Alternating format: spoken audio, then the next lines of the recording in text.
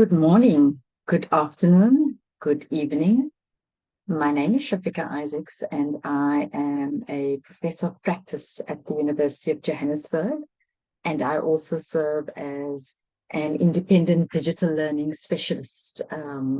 also working in the field of AI and education.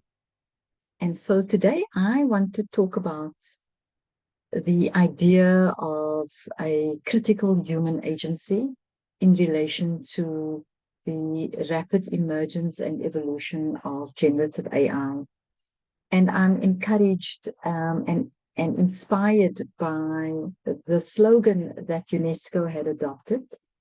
when it launched its Global Education Monitoring Reports in August this year. And they launched it in the name of a campaign entitled Tech on Our Terms. And I think behind that lies the notion of our as being human, technology on the terms of us as human beings, but also we recognize that as human beings, everyone isn't equal. And so we also want to design and apply and integrate in our society, in our economy, and in our various sectors, technologies on the terms that would be beneficial for humans everywhere, for all human beings, especially those who are most marginalized and excluded. And this is the focus of my talk today. So I think the first thing to recognize since the emergence of generative AI in the public domain, it has in fact been grounded in controversy and contestation, and that it becomes imperative for us to name those contestations and controversies so that we can come to terms with what it means to cultivate the notion of human agency.